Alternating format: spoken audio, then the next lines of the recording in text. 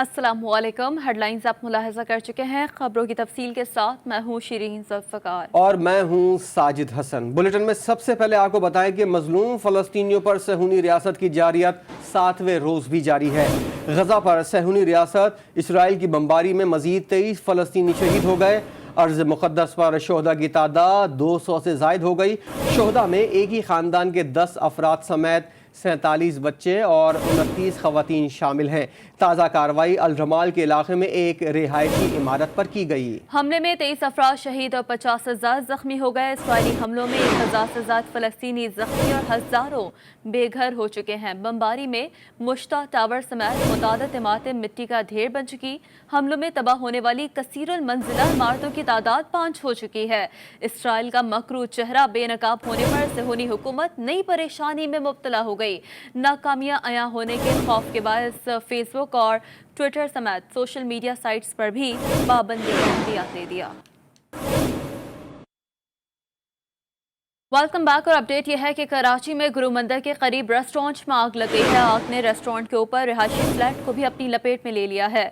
Fire brigade का अमला ताहाल नहीं पहुंच पाया। शहरी अपनी मदद आप के तहत आग पर काबू पाने में मसरूफ हैं। इसी पर बात करेंगे, हमारे नुमाइंदे अली रजा हमारे साथ मौजूद है। अली रजा, इस वक्त वहाँ क्या सूरत हाल है आग की? जी हाँ, बिल्कुल। देखें, अब से कुछ देर कबल ये आग जो है वो भड़की है और ये बताते चलें कि ये एक रेस्टोरेंट है जिसके ऊपर मंजिला जो है वो इमारत कायम थी। अभी जो है वो बताया गया है, ज़्यादातर इत्तलात के मुताबिक फायर ब्रिगेड ताक़ीब से पहुंच गई है। पुलिस और रेस्क्यू का अमला भी जो है यहाँ पर पहुंच चुका है। ताहम अभी जो है रेस्क्यू कर लिया गया, तमाम लोगों को इमारत को खाली करवा लिया गया है और आग को जो है वो काबू करने की कोशिश की जा रही है। फायर ब्रिगेड का हुक्म का मुताबिक जल्द इस आग को काबू पा लिया जाएगा। ताहम दूसरी जानिब कोई जानी नुकसान नहीं हुआ। इब्तदाई तौर पे हुक्म ये बताते हैं कि शॉर्ट सर्किट की वजह से जो है कोई ये आग जानी लगी। नुकसान नहीं हुआ। अली रजा हमें अपडेट कर रहे थे, आपका शुक्रिया। फ़लस्तीन फाउंडेशन पाकिस्तान के ज़ेर एहतमाम फ़लस्तीनियों से यकजहती के लिए आलमी वेबिनार का इनेकाद किया गया। दुनिया भर से इंसानी हकूक़ के सरगर्म कारकुनों, सहाफ़ियों, तारीख़ दानों, सियासी रहनुमाओं ने शिरकत की और मुस्लिम उम्मत के मसाइल फ़लस्तीन, कश्मीर, रोहिंग्या के हल के लिए अमली इक़दामात की ज़रूरत पर जोर दिया। शुरका ने करारदादों और मज़म्मतों से बढ़कर मुस्लिम रहनुमाओं से इक़दामात की दरख्वास्त कर दी। will inshallah hold high the noble flag of jihad against the Israeli usurpers through their inviolable immortal sacrifices and shahada. It is not acceptable to us. We would like to perform our journalistic duty, and that's why we need to go to Gaza. Convincing governments and parliamentarians and parliaments of the world to boycott the Israeli occupation diplomatically, economically, and at all levels, and to make it accountable in international laws, which is very important. Israeli मुज़ालिम के खिलाफ मुल्क भर में फ़लस्तीन से इज़हार यकजहती कोयटा में जमात इस्लामी और मजलिस वहदतुल मुस्लिमीन की जानिब से मुज़ाहरा किया गया। मुज़ाहिरीन ने इसराइली फ़ौज की जारियत की शदीद अल्फाज में मज़म्मत की। बात करेंगे, बुशरा क़मर हमारे साथ मौजूद हैं। बुशरा, मज़ीद अपडेट कीजिएगा।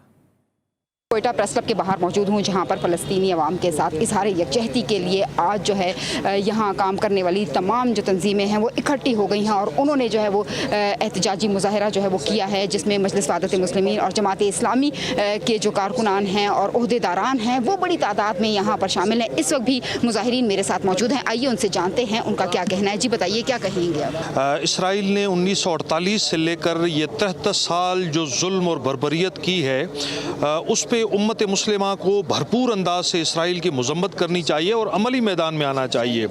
मैं मुतालबा करता हूँ पाकिस्तान की अफवाज से, मैं मुतालबा करता हूँ वज़ीर आज़म पाकिस्तान से कि ज़बानी जम और खर्च से आगे बढ़ें, आप अमली कदम उठाएँ। ये 39 मुल्कों की फ़ौज किस लिए है? ये 39 मुल्कों की फ़ौज तालियाँ बजाने के लिए है, हाथ में तलवारें लेकर रक्स करने के लिए है, या मजलूम मुसलमानों का जो खून बह रहा है उनकी हिफाजत के लिए है? जी बिल्कुल, यहाँ मौजूद जितने भी मुज़ाहिरीन हैं वो फ़लस्तीनी अवाम के साथ जहाँ इज़हार यकजहती करें, वहीं अक़वाम मुत्तहिदा से भी मुतालबा किया जा रहा है कि वो फौरी तौर पर एक्शन लेते हुए इसराइल के खिलाफ जो है वो सख्त इक़दामात उठाए। जी। जमात इस्लामी KPK ने फ़लस्तीनियों की आवाज़ अक़वाम आलम तक पहुँचाने और इज़हार यकजहती के लिए गज़ा फ़ंड और आज़ादी क़िबला अव्वल मिलियन मार्च का ऐलान कर दिया। मज़ीद बात करेंगे, पेशावर से हमें ज्वाइन किया है हमारे नुमाइंदे नवाब शेर ने, जो इस वक्त सूबाई अमीर जाए सेनेटर मुश्ताक अहमद खान के साथ ही मौजूद हैं। जी नवाब शेर। جی بالکل، فلسطینیوں پر اسرائیلی مظالم کا سلسلہ جاری ہے اور اس سلسلے میں جماعت اسلامی خیبر پختونخوا جو ہے وہ میدان میں نکل آئی ہے اور ملین مارچ کا اعلان کر دیا ہے۔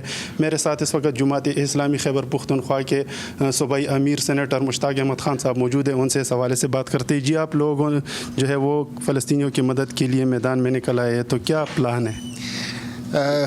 فلسطین اور غزہ کے اوپر جو اسرائیلی بمباری ہے یہ انسانیت کے خلاف جرائم ہے، یہ بدترین ریاستی دہشت گردی ہے، ہم اس کی شدید الفاظ میں مذمت کرتے ہیں۔ 30 مئی کو بروز اتوار پورے خیبر پختونخوا کے سطح پر ہم نے آزادی قبلہ اول ملین مارچ کا فیصلہ کیا ہے۔ جیسا کہ آپ لوگ دیکھ رہے ہیں کہ جماعت اسلامی نے جو ہے وہ غزہ فنڈ کے قیام کا اعلان بھی کر دیا ہے، جبکہ اس کے ساتھ ساتھ ملین مارچ کا اعلان بھی کیا ہے۔ تو یہ ملین مارچ اور غزہ فنڈ جو ہے وہ فلسطینیوں سے اظہار یکجہتی اور ان کے مدد کے لیے کیا گیا ہے۔ جی صادق آباد میں سول سوسائٹی کی جانب سے فلسطینی عوام سے اظہار یکجہتی کے لیے ریلی نکالی گئی۔ ریلی میں سیاسی، سماجی اور مذہبی شخصیات نے شرکت کی۔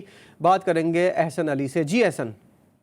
جی بالکل، فلسطین پہ ہونے والے ظلم اور قتل و غارت کے خلاف جو ہے وہ صادق آباد کی سول سوسائٹی بھی جو ہے وہ سڑکوں پر نکل آئی ہے۔ اسرائیل کے خلاف جو ہے وہ شدید نعرے بازی کی جا رہی ہے اور فلسطینی مسلمانوں کے حق میں جو ہے وہ یہاں پر دعائیں کی جا رہی ہیں، ان سے اظہار یکجہتی کی جا رہی ہے۔ سول سوسائٹی کے کچھ ارکان ہمارے ساتھ موجود ہیں۔ سر، آج کی ریلی کا کیا مقصد ہے اور کیا پیغام دینا چاہتے ہیں آپ؟ ایک لمبے عرصے سے، طویل مدت سے اسرائیل اہل فلسطین پر، نہتے مسلمانوں پر ظلم کے تمام حربے استعمال کر رہا ہے۔ آج ہم اس کی اس بربریت کی بھرپور مذمت کرتے ہیں اور اہل فلسطین کے ساتھ، ان مسلمانوں کے ساتھ یکجہتی کا اظہار کرتے ہیں۔ بالکل جی، صادق آباد کے بچے، بڑے، بزرگ سب جو ہے وہ فلسطینی مسلمانوں سے اظہار یکجہتی کرنے کے لیے جو ہے وہ سڑکوں پہ نکل آئے ہیں، ہاتھوں میں پلے کارڈ اٹھائے ہیں اور اسرائیل کے خلاف جو ہے وہ شدید نعرے بازی کی جا رہی ہے۔ ان کا یہی کہنا ہے کہ عالمی برادری عالمی اسلام جو ہے وہ اس بات پر فلفور نوٹس لے اور اسرائیل کی جانب سے فلسطینیوں پر ہونے والے ظلم کو جو ہے وہ فلفور بند کیا جائے۔ یہاں پر فلسطین کے لیے خصوصی دعا بھی کی گئی ہے۔ جی، یہودی گولڈ سمتھ کی مہم چلانے والے کس منہ سے فلسطینیوں کی بات کر رہے ہیں؟ لیگی نائب صدر مریم نواز اہم موقع پر بھی حکومت پر تنقید سے باز نہ آئی۔ شیخ پورہ میں خطاب کرتے ہوئے کہا کہ حکومت کی کشتی ہچکولے کھا رہی ہے۔ نااہل حکومت کی وجہ سے ملک میں مہنگائی ہے، جسے چور اور ڈاکو کہا، اس کا بیانیہ ملک کے کونے کونے میں پھیل چکا۔ وقت بدل رہا ہے، لوگوں نے ڈرنا چھوڑ دیا ہے۔ قوم کو وہ وقت بھولا نہیں جب تم گولڈ سمتھس کی جا کر وہاں پر کیمپین چلا رہے تھے۔ آج جب ان کی حکومت کی کشتی ڈاواں ڈول ہے، اس کو بچانے کے لیے آج کشمیر کا بھی سودا ہو رہا ہے، اور آج فلسطین میں جو مظالم ہو رہے ہیں، آج اسرائیل نے فلسطین کے اوپر جو ظلم کے پہاڑ توڑ رکھے ہیں، اور آج تم ایک ٹویٹ فلسطینیوں کے حق پہ سمجھ کر کے تم سمجھتے ہو کہ تم نے فلسطینیوں کے خون کا حق ادا کر دیا۔ اور اب کچھ بات ہوگی موسم کی۔ کراچی میں آگ برس رہی ہے، شہر شدید حبس کی لپیٹ میں ہے۔ بحر عرب کے جنوب مشرق میں طوفان شدت اختیار کر گیا ہے۔ سمندر کے بڑھتے درجہ حرارت سے اگلے 3 روز تک شہر میں گرمی میں اضافے کا امکان ہے۔ تفصیلات اس رپورٹ میں۔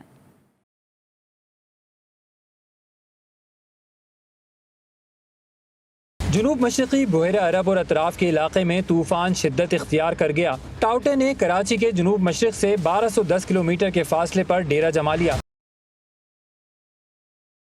محکمہ موسمیات کا کہنا ہے کہ طوفان کا رخ شمال مغرب کی جانب بھارتی گجرات اور اس سے ملحقہ علاقوں کی طرف ہے۔ سمندری طوفان سے فی الحال پاکستان کے ساحلوں کو کوئی خطرہ نہیں۔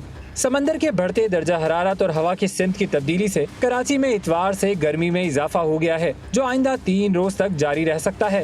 اس دوران درجہ حرارت 41 سے 43 تک جانے کا امکان ہے۔ محکمہ موسمیات نے ماہی گیروں کو گہرے سمندر میں جانے سے گریز کی ہدایت کی ہے۔ ترجمان صدر حکومت مرتضی وہاب کورونا ویکسین سائنوفارم ڈوز بند کرنے کے حوالے سے کہتے ہیں کہ بندش عارضی ہے، لوگوں کا دوسرا ڈوز مکمل ہو جائے پھر سے سائنوفارم شروع ہو جائے گی۔ ترجمان سندھ حکومت مرتضی وہاب جی نیوز کی نمائندہ ہیرا زکی سے بات کر رہے تھے، آپ کو دکھاتے ہیں۔ جی ہاں بالکل، میرے ساتھ اس وقت مرتضیٰ وہاب موجود ہیں جن سے ہم بات کریں گے سندھ حکومت کی جانب سے ویکسین لگانے کے اقدامات پر اور سائنوفارم کے اوپر کی جو سیکنڈ ڈوز جس کو بند کر دی گئی ہے. سر مجھے بتائیے گا. سائنوفارم کا سیکنڈ ڈوز بند نہیں کیا گیا، پہلا ڈوز بند کیا اور اس کے مقصد یہ ہے کہ آپ کو جن لوگوں کو فرسٹ ڈوز دے چکے ہیں ان کے سیکنڈ ڈوز کو یقینی بنانے کے لیے اس کو روکا گیا ہے. سندھ گورنمنٹ کا پوائنٹ آف ویو بڑا کلیئر ہے کہ جتنا میکزیمم لوگوں کو ویکسینیٹ کر سکتے ہیں وہ ویکسینیٹ کیا جائے. اور آج دہلی کالونی میں اسی مقصد سے اسی نیت کے ساتھ آیا ہوں تاکہ ایک عام آدمی کو کنوے کیا جا سکے کہ ویکسین اویلیبل ہے، ویکسین لگائیں، اپنے آپ کو اپنے گھر والوں کو اس موذی وبا سے بچائیں. ہمارے ساتھ موجود ہے مرتضیٰ وہاب جو کہ ہمیں بتا رہے تھے سندھ حکومت ہمیشہ ویکسین کے حوالے سے اور نہ صرف کورونا کے حوالے سے ہمیشہ اقدامات جاری رکھے گی. جی ایک بریک کے بعد حاضر ہوں گے ہیڈ لائن کے ساتھ. دیکھتے رہیے GTV نیوز.